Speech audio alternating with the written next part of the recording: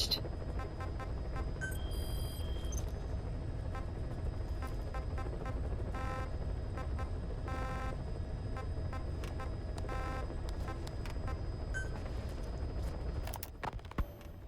Dee Dee makes a pretty good partner, huh, boss? Too early to say. Yeah? Just seeing him come back makes me real proud. What breed is he? He's not a husky. You're right. Siberian Husky is a cross between a Spitz-type dog and a wolf. I think Dee Dee might have some wolf blood in him, too. He isn't just smart. He's also shown remarkable judgment. If he doesn't do what you want him to, he's just doing what he thinks is right in the situation. And he's steady under fire. Remember, he's no lapdog. But learn his strengths, and you'll understand each other soon enough. You'll make one hell of a team. Ocelot. Why'd you take it upon yourself to train him? Why? Yeah. When's the last time you heard a wild cat raising a dog? I have an eye for him. I knew at first glance he'd make the right partner for you. Huh. And I figured it was about time he got out into the world. So you passed him off on me? There, you see? I knew you liked him. I don't know about that yet. I still think he's trying to figure me out, too. I'll spend some more time with him. You'll see how helpful he can be. What about you? I prefer to work alone. Ocelots don't hunt in packs. Yeah, something like that. Anyway, I'm glad you like him. Dee Dee's really taking to you, too. And to going on your walks. Don't be shy about taking him with you in the future. I'll think about it.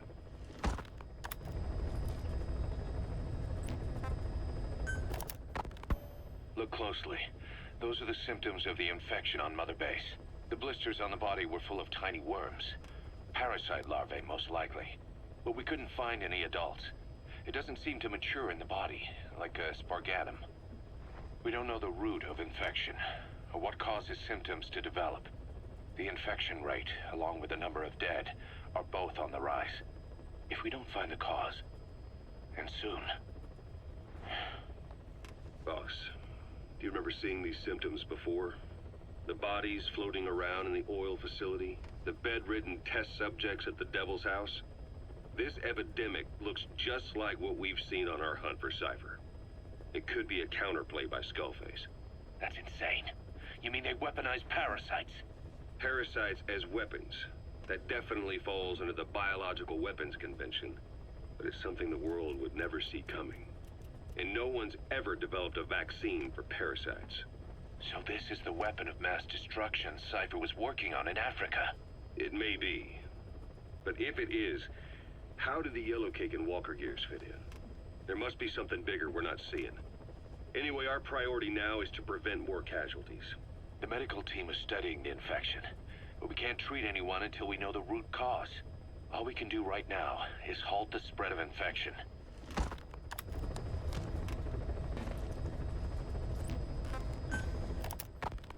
Remember before, boss?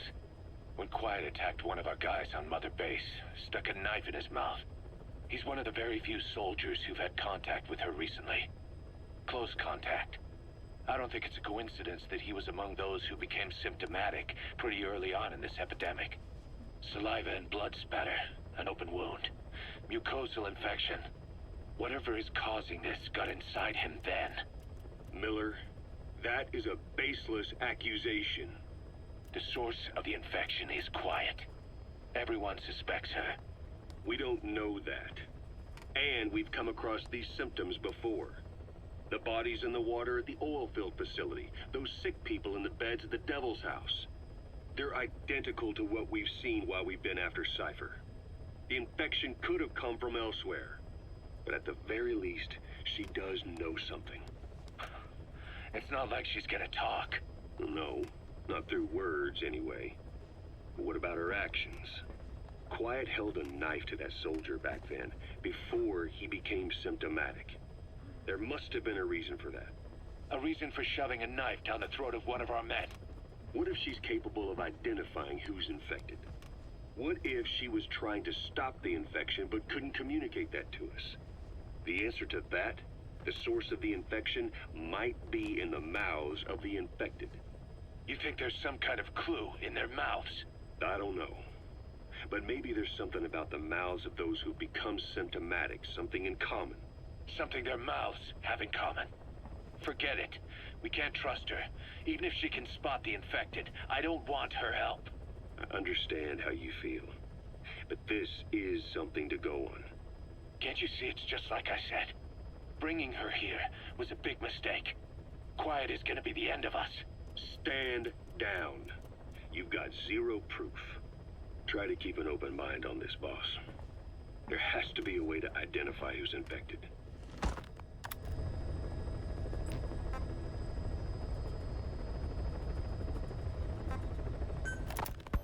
A sniper known as Quiet is lurking in the Afghan wilderness.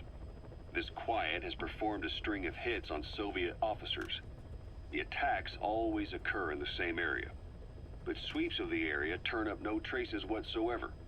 They've even posted guards, but they never spot a thing. And then, before you know it, another body's lying on the ground.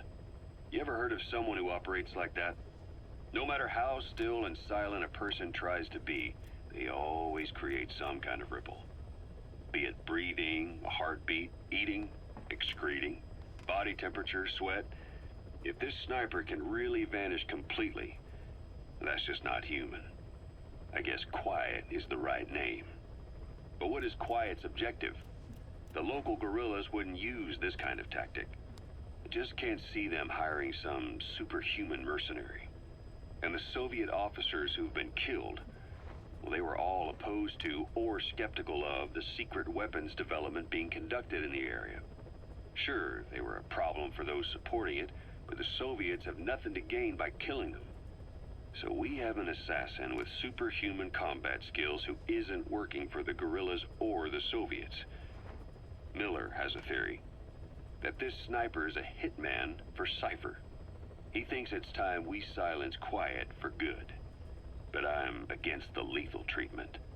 I say we bring the sniper back alive and break that silence. Because even if this Quiet doesn't say a word, there's still plenty we can learn. Just remember this, boss. If our hunch is right, you'll be on this sniper's hit list too. If things seem a little too quiet when you're in the field, watch out. Quiet's out there somewhere. And if possible, this is one sniper I want back here breathing. Development complete.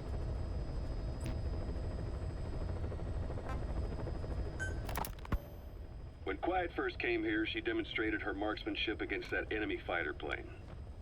It showed she was much more than your everyday crack shot. Hitting a moving target from 600 meters is a challenge, but it's possible with the right training and equipment. But shooting down that missile, that's a world apart from taking out a soldier on patrol. The chopper and the missile were in motion, meaning different vectors at high velocity in three-dimensional space, and she shot an unguided bullet that had to fight air resistance and gravity. All that while the chopper was taking evasive maneuvers. Some of the best target leading I've ever known. She has a superhuman sense of spatial awareness. You put her in a fighter jet, and she'd be an ace right off the bat. Hell, your judgment was top class too. Realizing she could take out that pilot, that's quick thinking.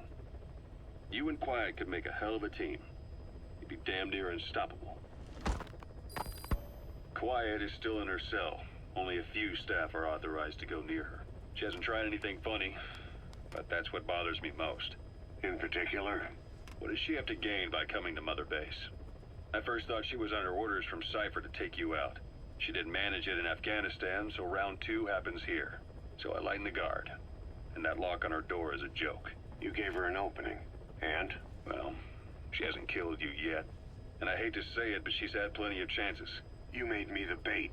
Poisonous bait. What better? Anyway, she didn't bite. Quiet is keeping her silence. So I'm left with no idea again what she's doing here. We tried communicating with her through writing. That didn't work either. Whether she's illiterate, dyslexic, or just plain stubborn, she won't cooperate. I just don't get it. If she tried to contact the outside, it'd be picked up by our counterintelligence net, but it's clean. There's no sign she's had contact with the staff, the base facilities, nothing. She's almost got the men wanting her to try something, just to find out what she's up to. And she's in there putting on the failed soldier look, all downcast eyes and defeated sighs. But she doesn't kill herself. She can't be trying to leave Cypher and surrender to us. Development So what's the verdict? complete. This may sound optimistic, but here's how I see it. Quiet came here to fulfill some objective. To kill you, maybe to destroy Diamond Dogs. Whatever it was, before she could do it, something changed her mind. Yes. When I look at her, I sense hesitation. You think she betrayed Cypher? Can't say for sure. I prefer the ones that talk. Anyway, we'll keep her under watch. And we're also looking into those special abilities of hers. You'll be the first to know if something comes up. Why not look in on her yourself once in a while? Right.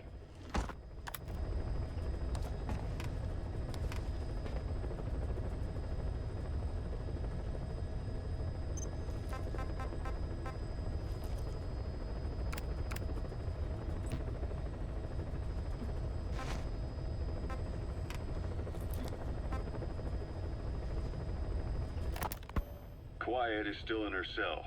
Only a few staff are authorized to go near. Boss, Quiet still hasn't made any moves. It's got me thinking. What? If you took her on a mission, she might break her silence. You want to let her out? Sure. Make her no different to the others. Everyone you pick up works for themselves, right? But her... I say work with her. See what happens. I wouldn't ask this of anyone but you. On missions, I'll make sure we have someone observing from a distance, and she won't be allowed access to all of the base. As for Miller, well, sometimes it's better to ask forgiveness than permission. The best part is, hiding is her specialty. If no one sees her leave the base, the staff will be none the wiser. And if she gets away?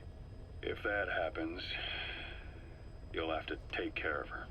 But I have faith in you, boss. I think Quiet sees something in you. It's a big risk. But it's for the good of all of us. And besides, you can't deny her talent. Her unique skills and abilities would give you a hell of an edge out there. I'll think it over. How long are we gonna keep that woman here? You mean Quiet? My personal feelings aside, she's putting everybody on edge. You should hear the stories. I got sick from just standing guard at her cell. I won't stand on the same platform as that witch. She hit me for no reason. What is this, a private army or a kindergarten? The thing is, they're all serious. They're faced with something they don't understand, and a kind of mass hysteria has broken out. I've gotten wind of countless plots to take her out. There are no grounds for this suspicion whatsoever. Put yourself in her shoes, assuming they see her as a prisoner here. No, even more so, if they do, she deserves to be treated humanely. I always thought our men were a bit more noble-minded, but... Look, I understand this is a stressful line of work, but to make her the scapegoat... You've got it wrong. Quiet? She's with Cypher. We have men that lost their buddies to her organization. You could say that about more than just her. Plenty of the men used to fight for another side, but they've all put that aside to work for the boss.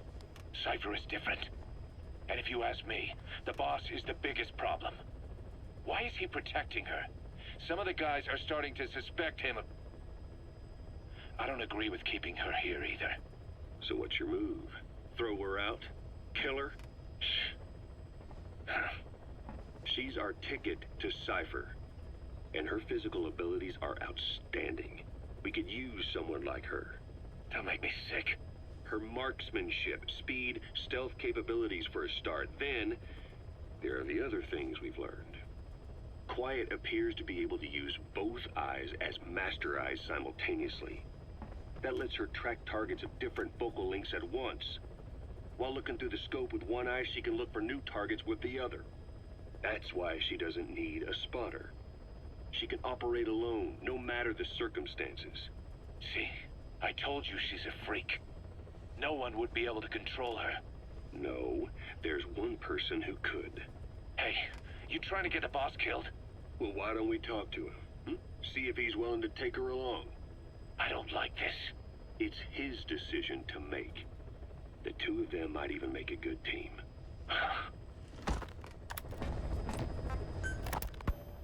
Where is she? You mean Quiet? In her cell, of course. Why did you send her out with the boss on that mission? She proved herself well enough, didn't she? The boss sure knows talent when he sees it. That woman will never be one of us. She's targeting him.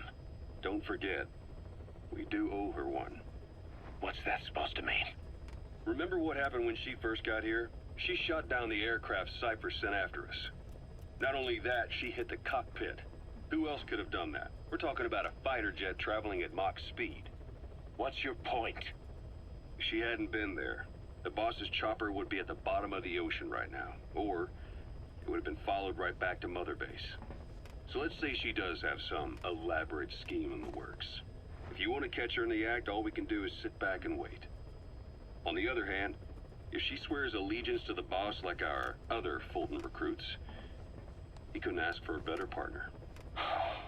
She's got you fooled. I have eyes on her. If she tries anything, she'll regret it. We lose nothing either way.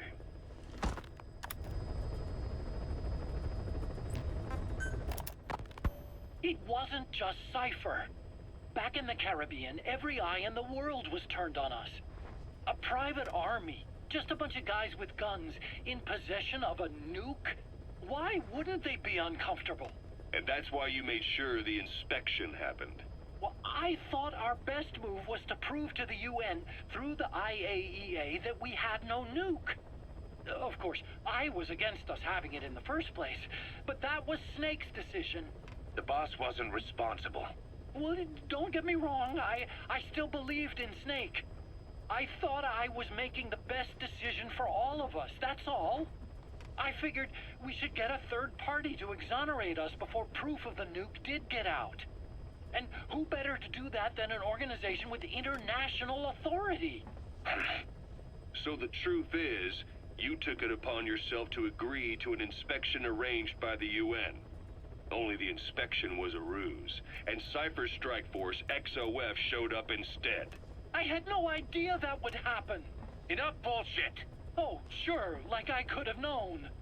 You know, I was just trying to prove our innocence to the world.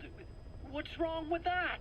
We're not interested in the excuses you've thought up. The truth is objective. Just see it from my point of view. You led XOF to the control tower. They seized it, giving them complete control over the base. Moments later, they detonated C4 on the strut legs. Anyone who'd managed to survive was hunted down by the assault force and their choppers. You can't believe I did that on purpose. That was the end of Mother Base. But it wasn't the end for you. How can you... Look, think about it. I lost something too. I built Zeke and it got buried underwater. I am a victim. That raises the big questions. Why were you the only one spared? You got away without a scratch. Why did Strangelove leave the base on the eve of the inspection? You two were close. Strangelove? And how did you manage to build something that surpasses Zeke in every way? Because you did everything they told you. You're the only one who didn't lose a thing. That is the truth. I was taken away against my will. Skullface forced me to do his research these past 9 years. He used me. I lost 9 years. 9 years. We all lost 9 years. It wasn't just you. I suppose blaming me makes you feel better, does it? But who's gonna give me back all the time I lost? You're not getting anything back. You're not a victim here, Emmerich. You're the perpetrator. I didn't know anything. Nobody can back that up. Yeah, all the evidence is at the bottom of the ocean. You know the hardest man to break. The type who's fooling himself. That takes time. It's easier to live a convenient lie than a painful truth. Is that the piece you've chosen, Doc? I'm not lying. Of course. Just let me check one or two things. On that day, you were in the control tower with them. Lucky you. That's how you got out unscathed. And you escaped on one of their choppers. Only you, right before the base went under. They had me blindfolded the whole time. I've never been so scared. The whole flight, I thought they'd kill me. But thinking of you kept me going. My comrades, all the way. And? There was a plane journey, and then we traveled by road. When they finally took off the blindfold, I was in kind of a warehouse, on the floor. Afghanistan. It was that research lab. I couldn't believe they'd taken me halfway around the world. And soon enough, he came. Skullface. He's the one who's really behind that Mother Base attack. He forced me into that research. What kind of research? He told me to build a bipedal walking tank for the Soviet Union. Like Peace Walker. A system that could fire an ICBM-class nuclear weapon. That's how the Sahelanthropus project got started. Sahelanthropus. Those AI weapons I'd made in Costa Rica were like toys by comparison. A whole world apart from reptilian four-legged crawling and that ridiculous hunched-over bipedal waddling. My design evolved to the dawn of mankind. Sahelanthropus, the first steps towards humanity. An upright bipedal weapon system. Originally, Sahelanthropus was going to be a manned weapons platform. I designed a cockpit in its head, and I planned to fill it with water as a buffering agent. Like how Paz modified Zeke for human control. Don't compare me to some amateur. I designed it for human control from the beginning. The problem was miniaturizing the posture control AI. You remember the reptile pod? The AI that controlled your unmanned weapons. Attaching it externally makes it vulnerable, so this time I wanted it beneath the armor. Meaning I had to make the AI smaller. I got it down to less than a tenth the size without any loss in computation speed. But it was still too big for the cockpit. There wasn't enough room for the pilot. If I made the head bigger, its body would have to be bigger to support it. Too big to be practical. In the end, human piloting was taken off the table. I tested a remote control system too, but there was the time lag and I wasn't satisfied with its precision either. Plus, it would be useless if the enemy jammed it. So next, I went back to trying an AI-only system. To do that, I had the AI pods recovered from Nicaragua. This was a hybrid AI, a combination of Peace Walker's reptile and mammal pods. The only AIs that had ever successfully operated an unmanned nuclear weapon system. Really? You'd need some help to get that working. Expert help. Did you work with someone? I worked alone. You did that yourself? That's the thing. The AI didn't pan out in the end either. But I did finally get Sahelanthropus walking by folding over its upper body to lower its center of gravity. The first upright bipedal locomotive weapon system in the history of mankind. I guess, technically it falls into the anthropoid ape category. I don't see the benefit of having it stand taller. On terrain with significant differences in elevation like Afghanistan, you need a body that's vertically adaptable. That also lets it attack from long range while using mountain ridges for cover. So, making it walk upright was the most important factor in giving it superior height capability. As the name suggests, that was the whole point of Sahelanthropus. But I was being pushed for results. Having the AI mounted externally would have been the fastest way to get it working. I just needed more data so it could maintain its balance. But Skullface refused to wait. He dismissed the idea of AI control and took Sahelanthropus away from me before I could finish it. But it was walking when it came after you. That's just it. I don't understand how Skullface got it to move upright, without a pilot or an AI. And walking at that speed, too. It's beyond anything I could have imagined. This is like the Wright brothers making it to the moon. I'm just as clueless as you are. So this Sahelanthropus, where is it now? I have no idea. All my experiments took place at that cave. I've never seen it anywhere else. Besides, it's still just an incomplete prototype at this point, and nothing but a paper tiger. Even if it can walk, it's far from being a viable weapons platform. It wouldn't be useful in actual battle. Emmerich will remain here at Mother Base for now, but not as a member of Diamond Dogs. I still don't trust him. That work for you? Fine by me. He can't be allowed any contact with staff either. Yeah. A lot of the guys would love some payback for 9 years ago. We still need him alive. But we have to restrict his movements. He can only go where we tell him. And of course, the interrogations will continue. He worked for that skull bastard for nearly a decade. He still has more to tell us. How long are we gonna press him? If our investigation shows he really had nothing to do with the attack, we'll reconsider his place here. But I don't expect that to happen. Remember that water tank-shaped object in Emmerich's lab in the Soviet base camp? The thing that started talking to you like a possessed answering machine. That was a pod built for housing the AI used to control unmanned weapons. You remember, back in '74 in Costa Rica. It was in those machines you fought there. They were designated Pupa, Chrysalis, Cocoon, and Basilisk, and each of them was fitted with an AI unit called a reptile pod. Emmerich created it. It mainly handled the machine's posture control and autonomous behavior. But the Basilisk, aka Peace Walker, also featured a second AI pod. That one was called the Mammal Pod, and it was created by Dr. Strangelove. She tried to recreate the boss's personality through the Mammal Pod, but you pulled out its memory boards. That's when it transferred its own functions to its reptile pod.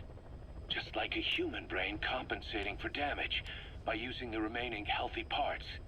The result was a unique entity, a hybrid of the reptile and the mammal. It sank to the bottom of Lake Nicaragua with Peace Walker. But apparently they salvaged it and transported it to that lab. Don't let it deceive you, Snake. It may sound like the boss, but it has neither a personality nor a will. Like Emmerich says, it's just a machine. You called that thing Sahelanthropus. Where does the name come from? Well, several years ago, an excavation team discovered a hominid skull in the Sahel region. Central Africa, the Southern Sahara. Cypher gave the specimen the name Sahelanthropus, Man of Sahel. And then they covered the whole thing up. Why? They probably wanted to monopolize information about human evolution to have a head start in their genetic research. At least, until they had an idea of what they'd found. It was that big of a discovery, huh? Sahelanthropus was a gracile hominid, estimated to have lived about 7 million years ago. What's significant about it is how its skull's foramen magnum faces down. In other words, its spinal column supported its head from underneath. It stood upright. Right. Which would mean Sahelanthropus walked upright 3 million years before Australopithecus, making it the world's oldest human species. Walking upright. I get it. Hence the name Sahelanthropus for your machine. Walking upright was the decisive difference between our ancestors and other anthropoids. Our brains could get heavier once they were supported by the spinal column. That led to the use of tools and the development of complex communication through language. Only man is capable of this. My creation will be the progenitor of all bipedal weapon platforms. And you did this for Cypher. No, not at all. Sahelanthropus is the best proof that I never betrayed you guys. What do you mean? The reconstructed Sahelanthropus skull looked exactly like the skull we used as our logo 9 years ago in the Caribbean. An army without a nation. Outside the world order.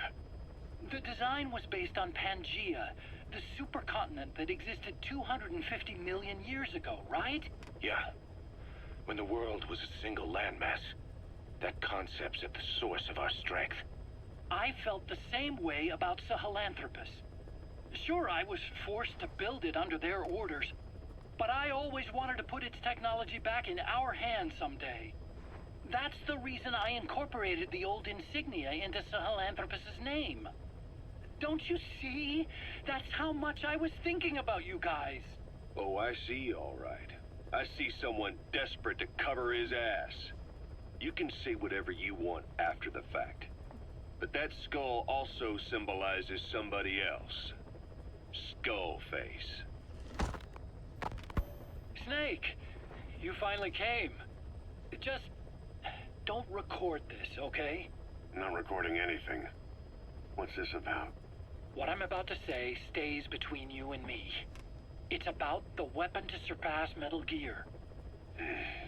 You know a researcher by the name of Clark? He works in the biotech industry, real advanced stuff. His area is bioengineering, but lately he's also gotten into genetic research. Never heard of him. Well then, what do you know about cloning? I think I've heard enough.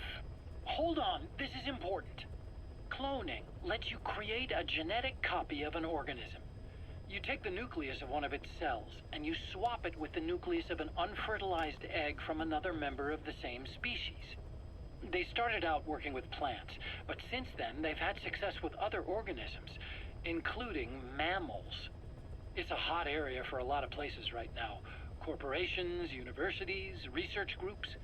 There's no shortage of scientists out to get famous and patent their work, with morality taking a back seat. Isn't that a little outside your field? It's got nothing to do with my research. But I thought it might be of interest to you. Cloning, and Dr. Clark, I mean. Go on. Now, this is really highly classified stuff.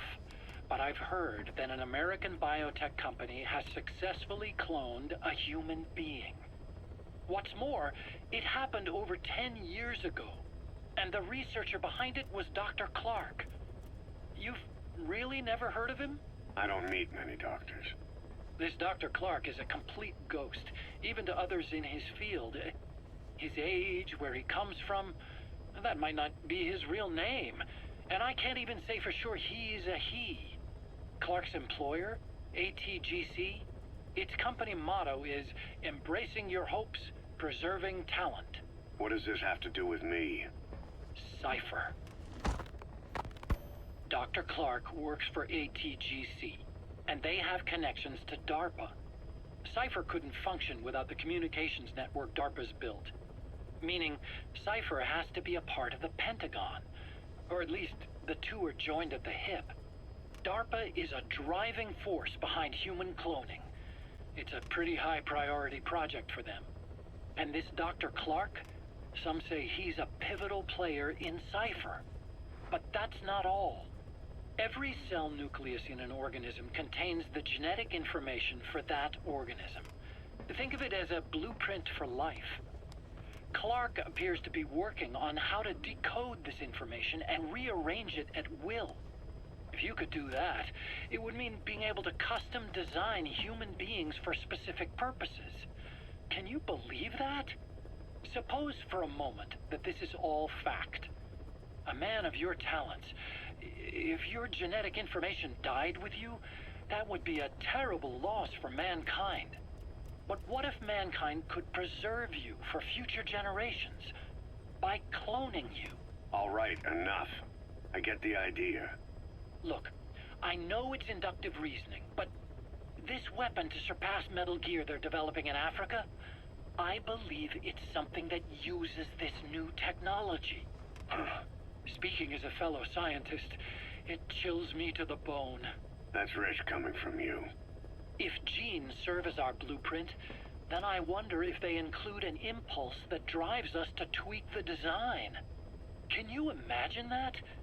Genes encoded with information that wants its children to decode it. Is life itself putting the direction of our next evolution in the hands of scientists? I guess it would take some real arrogance to believe that. And yet, it could be what Cypher's after. I think you're barking up the wrong tree. But that was an interesting story. It'd make a good movie. You have to believe me. Where'd you hear all this anyway? Where? I just overheard it in bits and pieces while I was forced to do that research for them. Right. Wait a minute. Look, I want to help you. I want to be of service here. I'm risking my life with this. Is that so? Maybe it's time we brought someone else into the conversation. No, not him. Not Ocelot. You can't do this.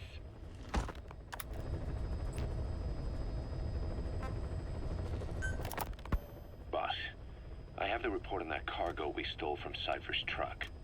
The PF was transporting two things. The analysis of that malachite has come back first. Naturally, the main compound is copper. There's also a small amount of cobalt. Nothing unusual so far. Southern Zaire is a well-known copper belt. However, in addition to these, we also detected a trace amount of uranium. The content percentage, though, is too low for nuclear development. It most likely came from Shinkolobwe mine. That's where the uranium in that area comes from. The mine's closed, as all the high-purity uranium ore dried up a long time ago. But you could probably still find it there in small quantities. That said, there are plenty of other uranium mines that are in operation, like in Niger, Namibia, South Africa. Why go to an abandoned mine to scrape up whatever's left and ship it out in mass quantities without refining it? They were transporting that yellow cake too, which would suggest they have the technology to refine uranium. Anyway, that about sums it up. Unfortunately, the analysis of that yellow cake is taking a little longer. I'll let you know when it's done.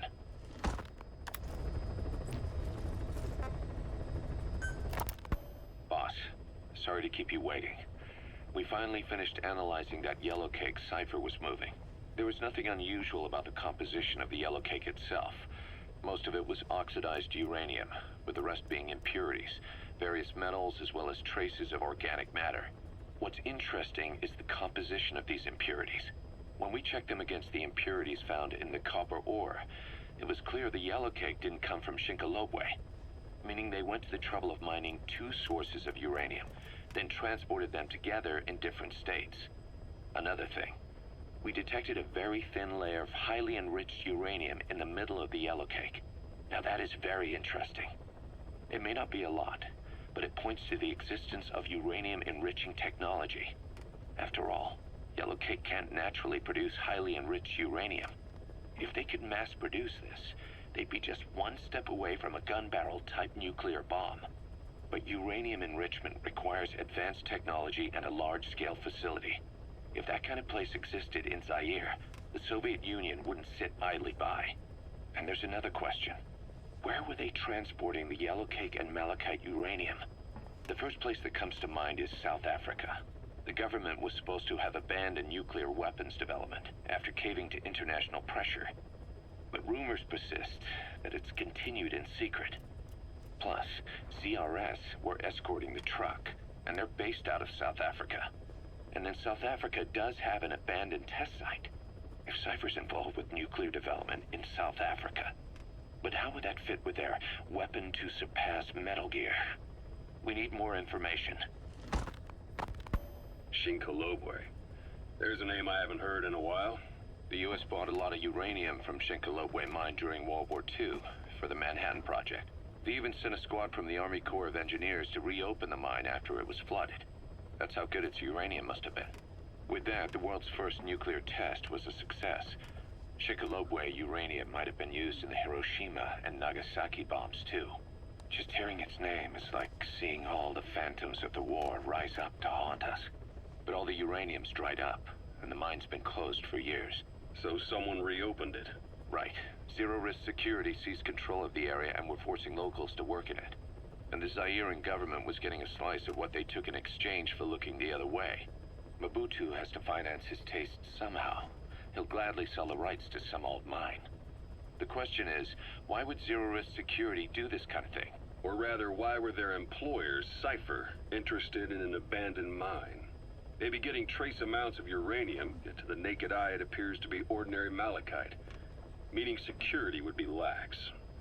Not a very efficient way of obtaining it, but easier to move.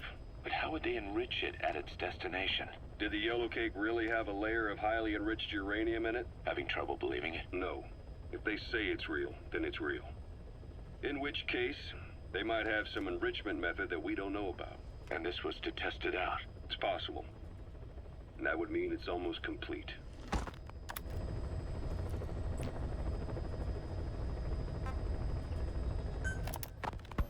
Ever since the attack on your unit 9 years ago, the name Big Boss has become known the world over. What do you mean? Those of your men who survived traveled far and wide. They fought throughout the world. In fact, they're part of the reason we have all these PFs now. Every one of them suffered their own phantom pain from losing you. Talking about you wherever they went helped to heal their wounds. Your actions and words, your legend, has been told on every battlefield they've set foot on. Obviously, as the tales have spread, the truth's been distorted, painted over. Big Boss sacrificed himself to show us the threat that Cypher poses. He sounded a warning, so it goes. A warning? Too much power destroys the hands that hold it. Apparently, you chose to be a living example of that. I never said any of that. The moment any truth is passed on, it starts turning into fiction. The problem is, fiction inspires people more than facts. To the world, you're now the legendary mercenary Big Boss. The lessons you've taught the PFs are the reason they're so widespread. They're the reason they've survived. And you know what they all aspire to? To one day go nuclear, just like you did, and stand up to Cypher. Of all the stupid things you could do. They'll never understand what you really wanted. Heroes are misunderstood. It takes a man of the same caliber to understand what drives them. Bottom line is, these guys want to be like their hero, Big Boss. And deep down, they all have their eyes on nuclear weapons. They say that a nuke is the only means of standing against Cypher. But these days, it's becoming little more than a slogan to rally the troops and survive in a cutthroat business. Currently, there are 3 major PFs who've expanded into Central Africa. CFA, Rogue Coyote, and Zero Risk Security. HEC's investigations have shown there's almost no overlap between their areas of operation. It's not so much a turf war, more like they have a gentleman's agreement. If you do cross paths with them, you probably won't have to face more than one at a time. Still, don't expect a walk in the park. The CFA, Contract Forces of Africa. These guys are a major player. Their head office is in Pretoria, South Africa. That's also where the South African Defense Force is headquartered. We think the two are closely connected. An HEC investigation revealed that most of the CFA's operators are former SADF soldiers. South Africa has been locked in struggles with neighboring regimes for years. That means constant action. And we know better than anyone that's the best kind of training. A company drawing its recruits from hardened military vets. You can bet they know how to handle themselves. Do not underestimate them. Within the CFA is a company of soldiers made up mainly of locally hired operators. They speak Afrikaans to communicate with personnel from the CFA. But if you notice any speaking the local language, that's them. Though hired from the local population, they were originally part of a paramilitary group, so they'll have plenty of combat experience. And unlike their days shooting junkyard rifles out of beat-up pickup trucks, the CFA now supplies them with the latest gear from the West. On top of that, they've been combat trained by the South African Army. All that adds up to a much stronger fighting force. So don't brush them off. Look at the Angola-Zaire border region.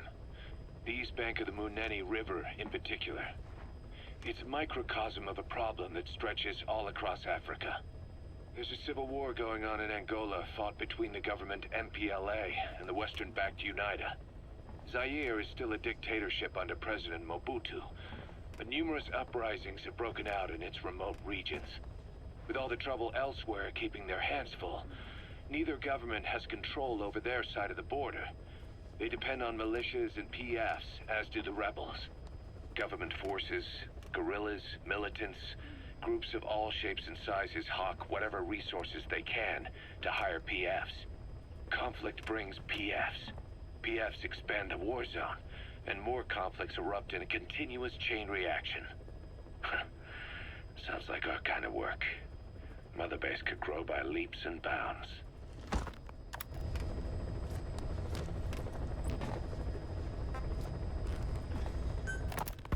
Hard to believe how many of those bipedal weapons have popped up around Africa. When did that start? No more than 6 months ago. Didn't really hit me until I came here.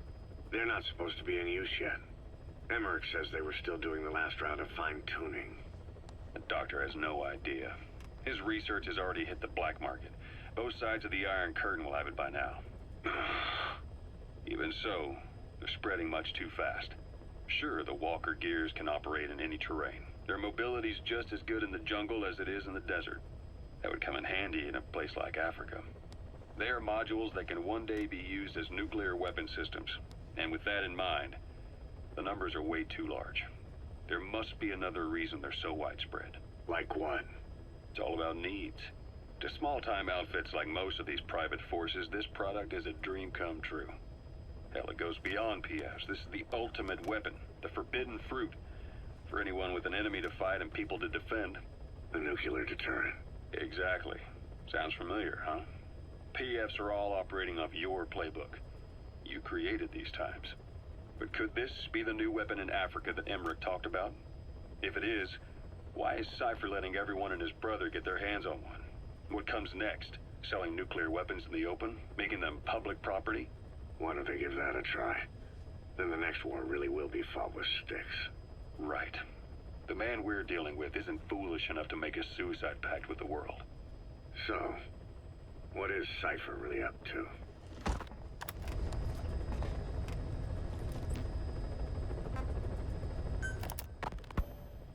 Zero Risk Security aren't as hardcore a military outfit compared to the other two PFs in this region.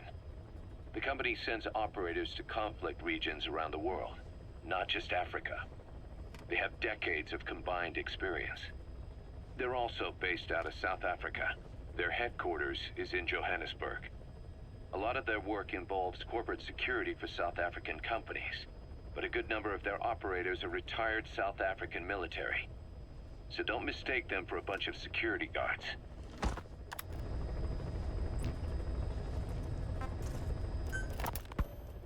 Rogue Coyote operates mainly out of Africa these days. Of the three PFs, they're the smallest. However, they scooped up most of the Rhodesian SAS after the country collapsed 4 years ago.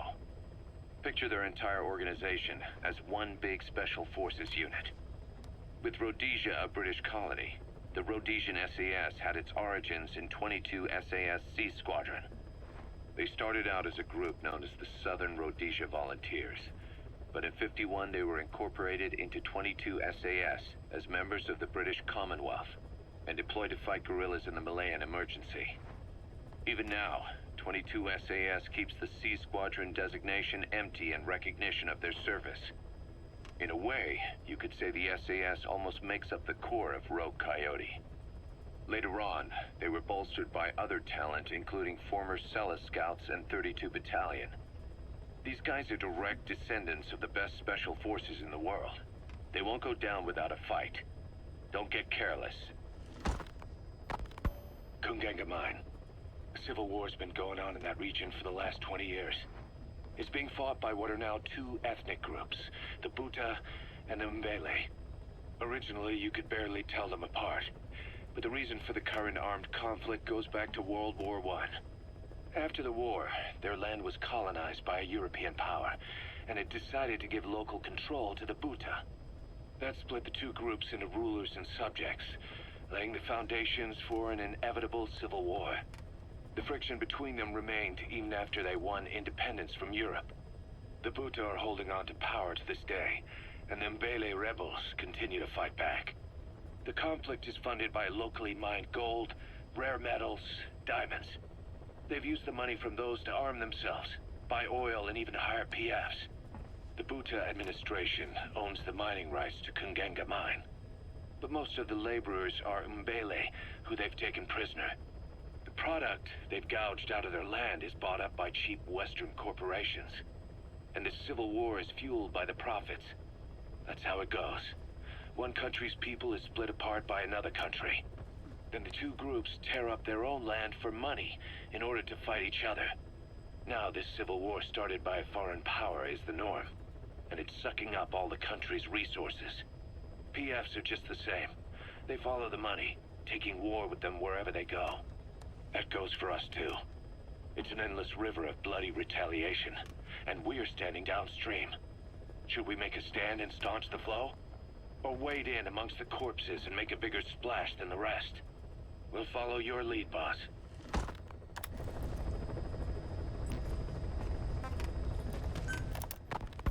Boss, about those invalids you saw in that devil's house.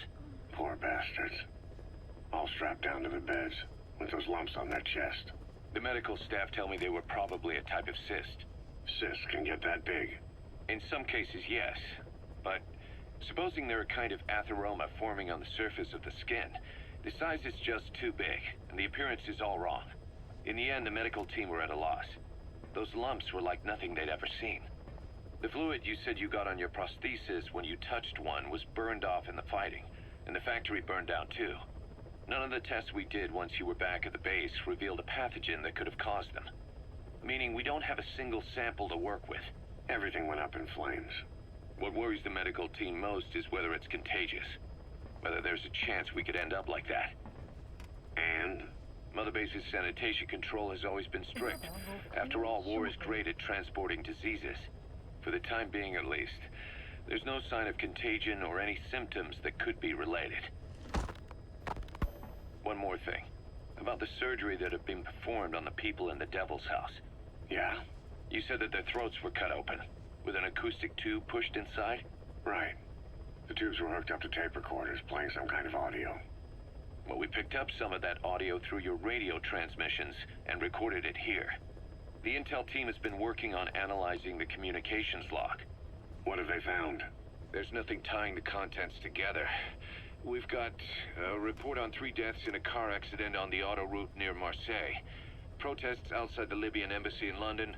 A press conference with the former Prime Minister of Sweden. A 4-month-old weather forecast for Balikpapan.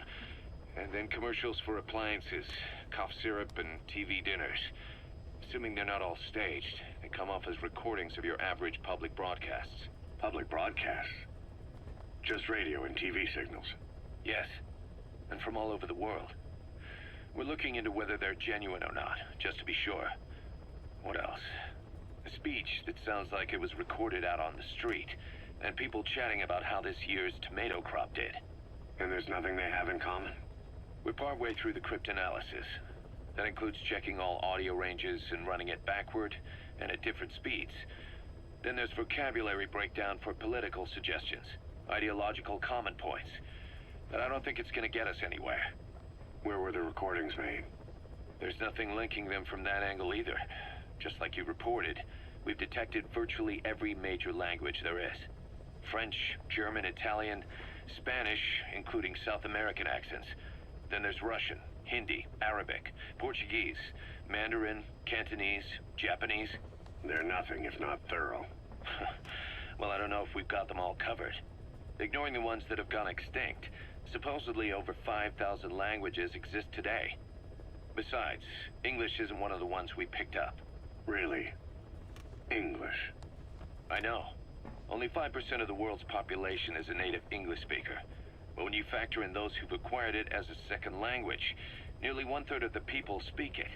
The world's dominant lingua franca. You gotta figure they had it somewhere among all the languages in that place. No English. Bear in mind, we didn't hear everything that was played in that room. We couldn't isolate the more distant sounds due to static, and the program could have been set to change every day.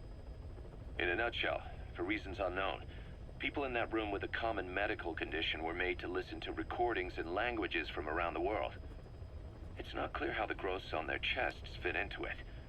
It could have been treatment for them, or maybe an experiment of some kind. I'm guessing one person knows. Yeah, Skullface. He was there. The only thing we can say for sure is that he's involved.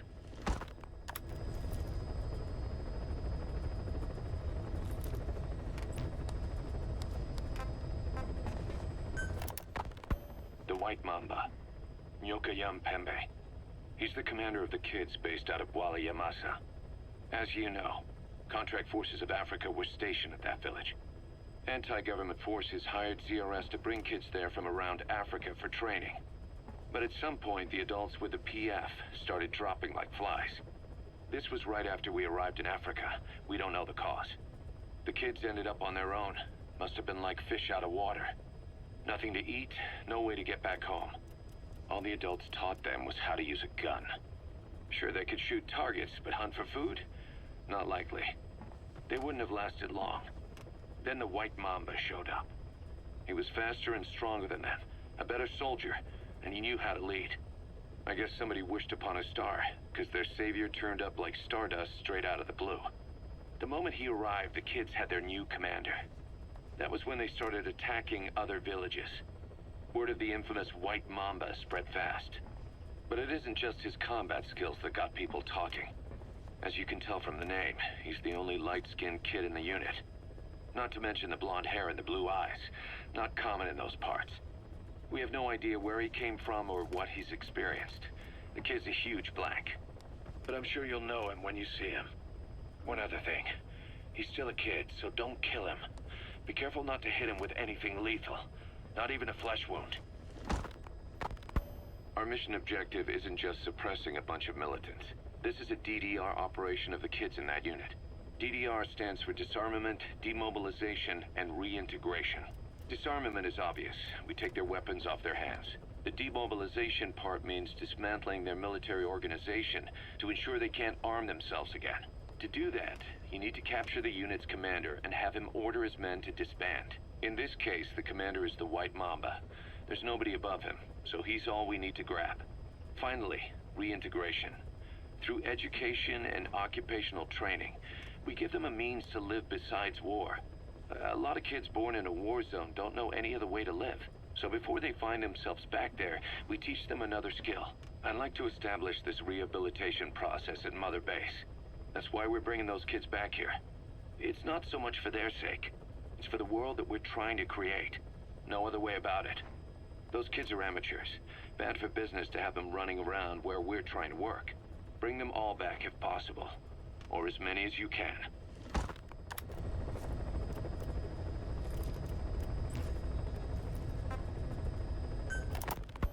We placed the White Mamba and the rest of his unit in the staff living quarters. How's that going? It's a disaster, but what else can we do? We've taken away his weapons and banned him from using his nom de guerre. Apparently his real name is Eli. He must feel like we stripped him of his whole identity. We'll let things simmer down. I put a guard on him for now. Still the question is, who is he? Where did he come from? And how has he survived? He's still not talking. No, he won't say a word about himself. But you know, it looks like he speaks English. One of the deck crew called out to him in English, and he said something back. He just lost it all of a sudden, started mouthing off at the guy, in perfect English. He wasn't stringing together words he picked up somewhere. So English is his mother tongue. He could be from the east, or the south, or maybe even further north or south. English is well established in countries all across the continent. It's rooted in Africa like a weed, or maybe parasite is the better word. So just speaking English doesn't help us figure out where he comes from. Could even be from off-continent. Right. In any case, we'll keep an eye on him. If we learn anything else, I'll be sure to let you know.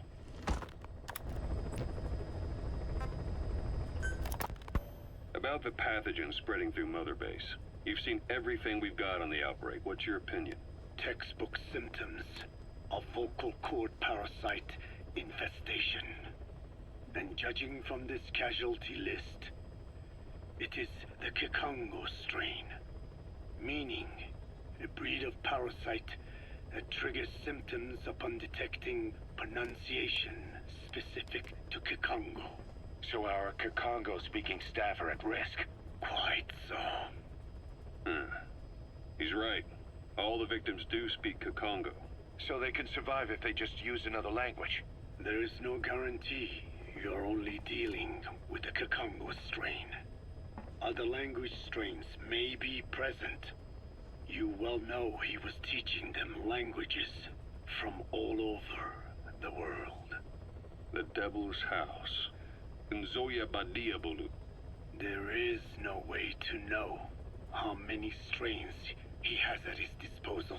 So how do we keep them from becoming symptomatic? You mentioned using microbes.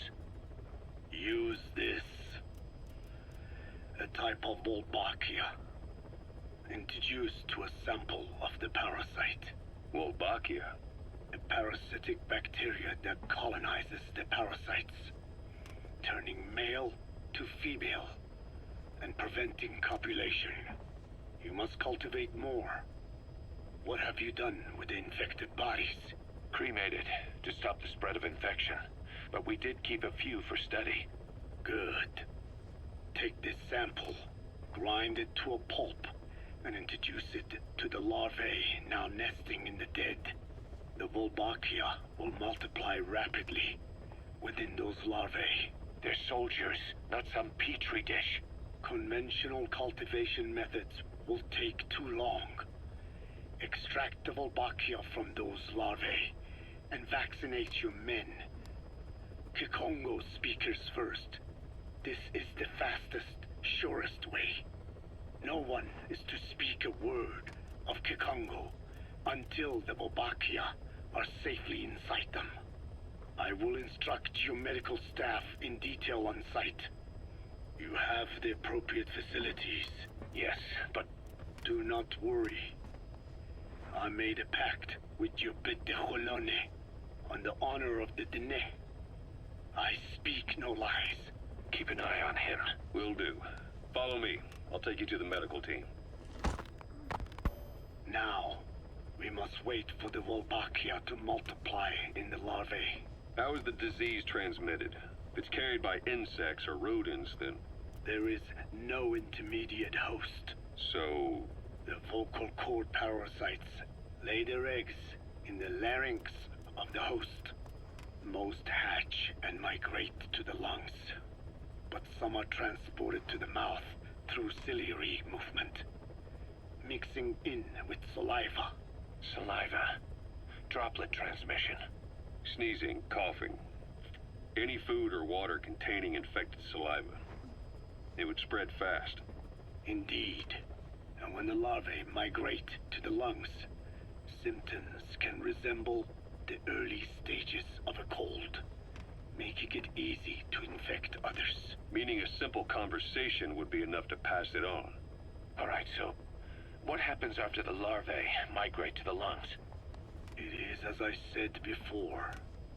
They mature by feeding on alveolar tissue. It is only then that noticeable symptoms appear in the host. And by that point, it's too late. He's infected everyone else. It's one hell of a weapon you've created. That is what Blag Ana wanted. Something that would spread easily. In truth, he's not the reason. But we will discuss that another time. The Wolbachia have multiplied. We're preparing to extract them and begin vaccinating. But is this really the only way? Sure, it'll prevent infection, but the cost? You would rather remove their vocal cords? No. Tactical communication's a linchpin of what we do. What if we were to ban the use of Kikongo? Insufficient. First, there's no guarantee that only the Kikongo strain is here. Second, there is the matter of how the parasites lay their eggs. Before they can copulate, they must be exposed to the pronunciation of a specific language for a period of time, like a container filling with water.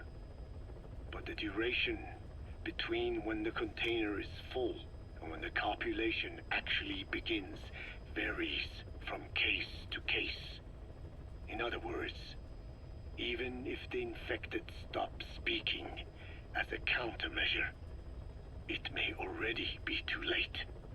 The only true solution is to prevent copulation through the Wolbachia, or by physically removing the affected tissue. Do any antiparasitics work? It sounds as though you have already tried. Yeah. We tried every one there is, and nothing. I have yet to find a medicine that can remove the parasites. At best, it temporarily covers their ears. Why is that? Because the parasites are companions to us. To remove them inevitably harms the host. Companions? More than you think. And this is why the human immune system cannot eliminate them.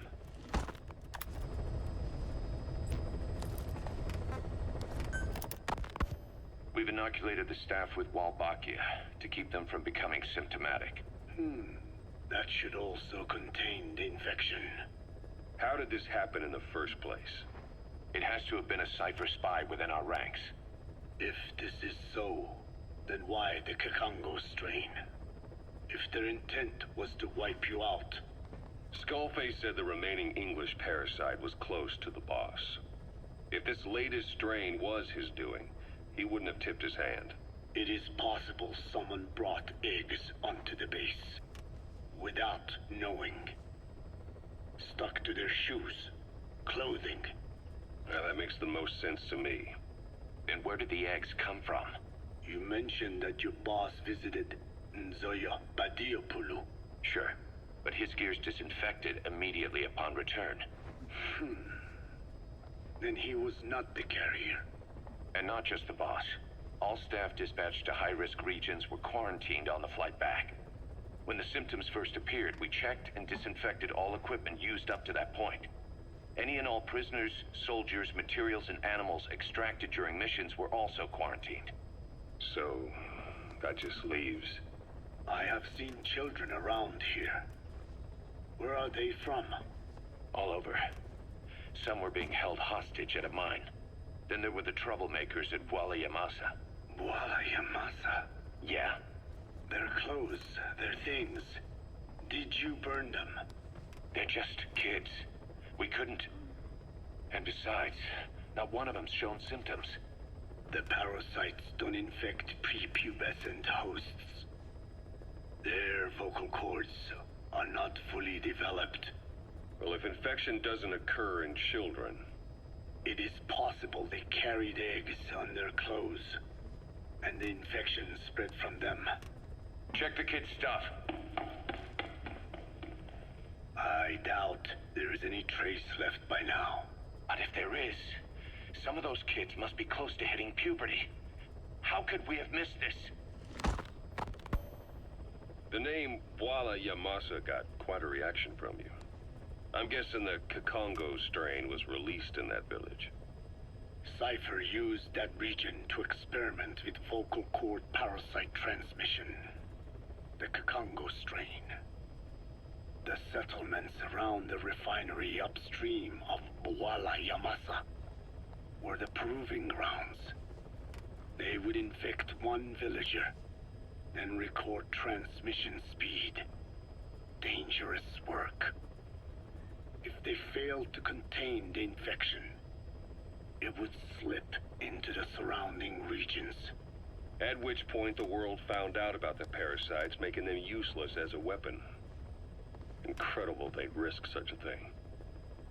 The test site was densely populated too. A terrible place for such experiments. No doubt, they thought burning everything would wipe away all traces. The settlements were covered in oil anyway. Who would wonder if one day they caught fire? And so it did. They burned it all. Living and dead. Those remains. But they miscalculated. Transmission speed was far faster than anticipated. It may have been the temperature, or hygiene standards, or perhaps the parasites reacted quickly to Kikongo. Whatever the reason, nearly all villages were swiftly infected, and the settlements reduced to mounds of corpses. Making matters worse, the dry season was ending. When it came time to burn the village, the Moneni River had swelled. Many of the bodies were waterlogged. Meaning they didn't burn completely. The corpses still contained viable eggs, and the larvae washed downstream. And when the people downstream drank that water, That marked the end for Bwala Yamasa. I learned all of this at the mansion. I warned him of the risk of eggs getting out. And? We are prepared for any eventuality. I get it. Putting the oil field back online. The oil leaks, saner. They plan to pollute the river. Prevent the spread of infection. But the oil flow was stopped. And downstream, the people of Masa village started using the water again. The PF soldiers deployed at the village were locals, spoke Kikongo. They were infected, and the kids survived. I've heard enough. And who stopped the flow of oil? Don't. We did. That confirms it. The source of the Kakongo strain infection was Masa Village. And the children brought it here. It is no one's fault. There is no blame to be cast. The parasites. They were tested in other regions? Their physiology requires that they be tested under varied conditions. Another test site was in Afghanistan.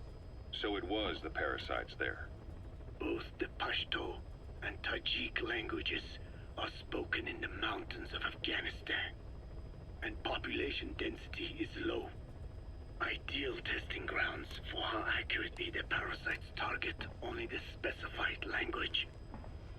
It is also relatively easy to prevent the spread of infection. And the results? The first test, I am told, was a success. Once the Pashtun Mujahideen were infected with the Pashto strain, they were all but wiped out. The Hamid fighters at Smasei Fort. It was doubly successful. No Tajik Mujahideen or Soviet soldiers became symptomatic. So the parasites proved to be effective. What about the second test? Also supposedly a success. A Pashtun village was the target. However, the original aim was to obtain samples of the infected. In this, they failed. And the village? The Soviets enacted a standard scorched earth operation. That must have been the village where Malak lived, before being held captive at La Marjate Palace. Having had more time to think on it, the details shared with me may have been false. They are madmen who would do anything to cover up the truth. They certainly seem to like tossing their problems in the fire. As a boy, Skullface's life went up in flames. Perhaps that is what fuels his fixation with fire. Your Wolbachia stopped the infection all right, but I still don't get it. How can a few bacteria change males to females? I know they're only bugs, but... It is not such a rare thing in the natural world. Many insects and nematodes are infected with Wolbachia. But why? They nest in the cell cytoplasm of the host, even in the egg cells, with the result that the offspring are born infected. Mother-to-child transmission. However, Wolbachia cannot nest in sperm because they do not have cytoplasm.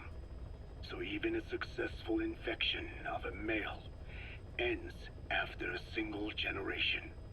This means the Wolbachia must resort to maximizing the population of infected females. Sounds like an ethnic cleansing campaign on a tiny scale. Gender change from male to female is their survival tactic. So more females means more Wolbachia carriers, so it can keep thriving in the following generations.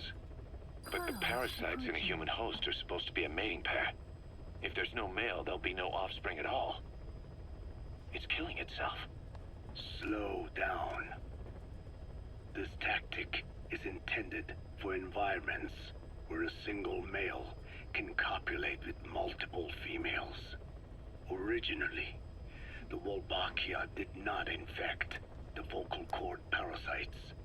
I created a mutated strain, modifying the Wolbachia so that it could infect monogamous pairs.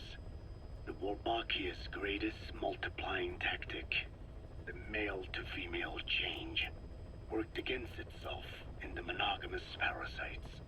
Just as you said. Then, I performed repeated selection of Wolbachia strains until I achieved 100% certainty of male-to-female conversion. Creating female-female pairs, unable to reproduce.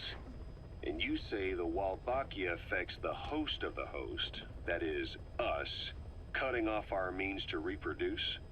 It is almost certain. Of course, we will not turn female. After all, Mammals possess no natural gender-changing function. But some Wolbachia strains can cause cytoplasmic incompatibility in the host. Is that some cell deformity? Put simply, it means the altered sperm of infected males kill the female's egg on contact. And that's happened to us? Yes. And yet, what occurs in humans is not just simple CI. To date, there are no cases of Wolbachia affecting humans. The fact that this strain causes this effect, is it the vocal cord parasite's affinity with humans? I do not know enough to say for sure. So the parasite warps the host. Reminds me of what Skullface said. It is the way of all organisms to create their own optimal environment. Just look at you and this base. Organisms that cannot do this are doomed to extinction. The difference with parasites is that their environment is another organism.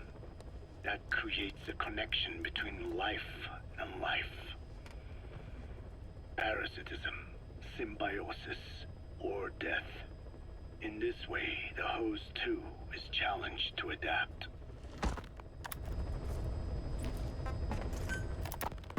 About this OKB-0 Emmerich was talking about.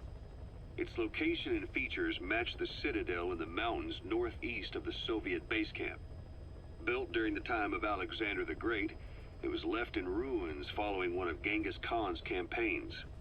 Its occupants changed time and again due to war, and it was expanded on more than one occasion. Ultimately, it fell into the hands of the Soviet philosophers. The Soviet army was using it as the headquarters of its Afghan invasion force. But it would seem that Skullface's connections with the philosophers gave him license to develop Sahelanthropus there. And that's what Emmerich was doing at the place, before he got the axe. But OKB is a designation the Soviets use for weapon design bureaus. There's no way they'd have one of those in Afghanistan. And, in principle, the numbers that follow OKB are always integers above 1. There is no 0. Perhaps this was a secret facility of the Soviet and Chinese philosophers dating back prior to World War II. Though it's more likely Skullface just picked a fake name that more or less fit the Soviets' pattern. He doesn't go there often, but he sure as hell won't miss this. They use the heliport on top of the tower for his visits. Start by heading for the heliport. Then wait for your chance to make contact with Skullface. It seems Sahelanthropus's armor is made from depleted uranium. That offers some serious protection. The U.S. military is planning on using it for its main battle tanks, too. Maybe that's where Emmerich got the technology. Uranium? They're using nuclear fuel for armor now? No. What they use for nuclear fuel is uranium-235, which is extracted from natural uranium. Depleted uranium is a byproduct of that process. Sort of like the leftovers, I guess. The garbage. Uranium-235 makes up 0.72% of natural uranium, whereas depleted uranium contains only 0.2%. What are the benefits of using it for armor? It's a pretty short list. Uranium's a heavy metal, like lead, meaning it can hold a greater amount of kinetic energy. But it also boasts a hardness closer to tungsten. That makes it an ideal material to use for, say, armor-piercing ammunition penetrators. But it's not the best choice for armor. Its volume is less than that of ceramics, but for an equal weight, you could end up with less protection. So why use it then? According to Emmerich, it came down to him being unable to source ceramics technology from a manufacturer. Plus, given that it's an upright walking vehicle, he wanted to reduce the bulk of certain areas. Despite all that, depleted uranium still makes for some tough armor, and Emmerich says it's been proven in live fire tests. It stops most Soviet tank shells.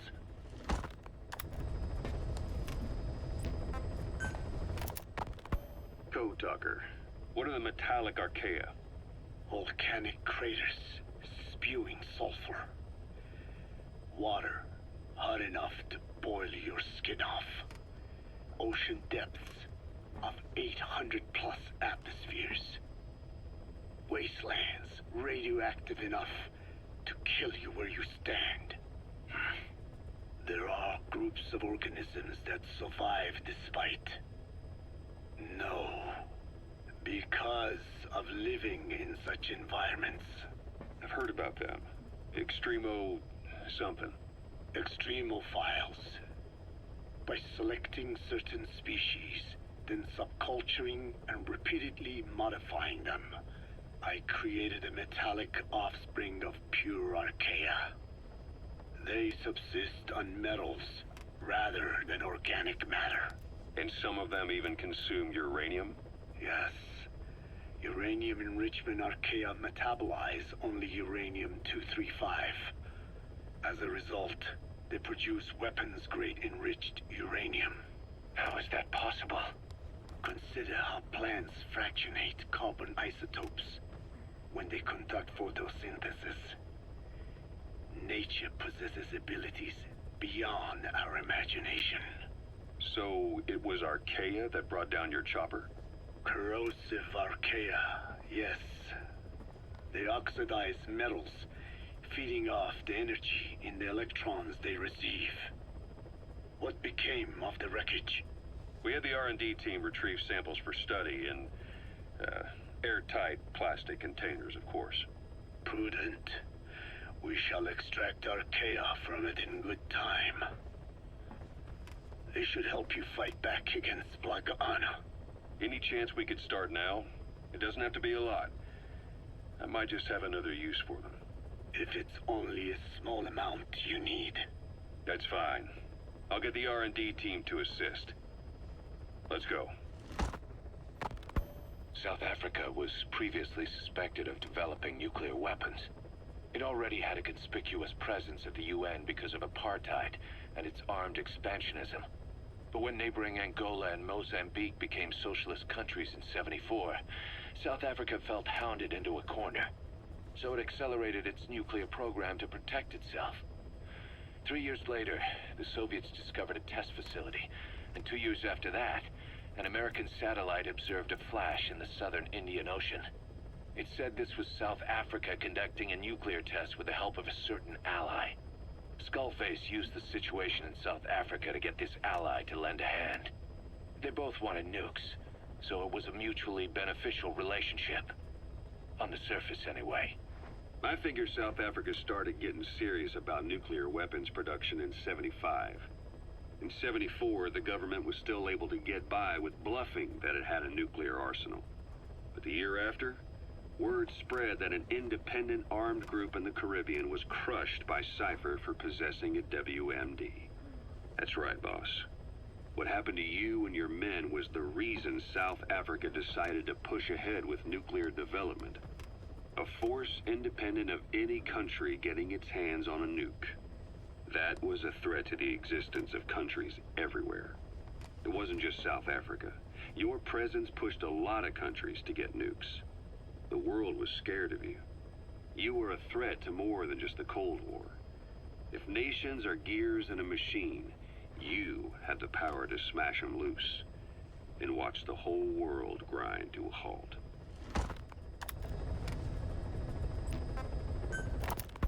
Emmerich uses externally powered legs of his own design. It's bionics technology, a product of the U.S. military's failed attempt to develop a powered exoskeleton. All the wearer has to do is apply a little force, and the actuators continue the movement in that direction. But his legs are unique. Instead of using a hydraulic mechanism, the actuators run off metallic archaea. That increases the actuator's reaction speed and also enables him to lock and release the joints at will. The legs are a nifty little gadget, but they have two clear weaknesses. First, they're dependent on external power, maybe because he built them knowing he couldn't leave his lab. There's no internal battery. That's why they won't work if they aren't plugged in. Second, and this is more than just a weakness, the legs are directly connected to his bones. Could be to minimize signal loss and the orders output to the legs and the drive response from them. Either way, Emmerich has used bolts to attach load-bearing parts directly to his femurs. probably by mimicking surgical treatment for compound fractures and the like. But the end result is those legs and his body are fused together. And that appears to be how he's able to move them so precisely. But that also means that any shock to the legs would be delivered right to his bones by way of those bolts. The same is true if he encounters the corrosive metallic archaea.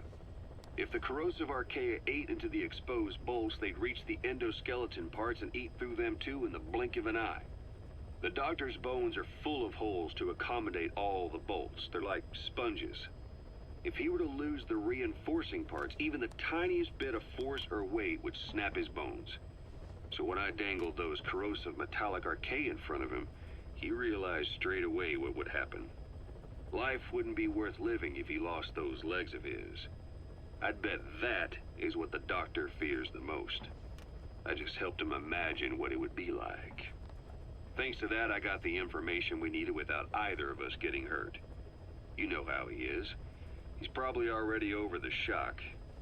The better you know your adversary, the easier it is for you to get information from them. And vice versa.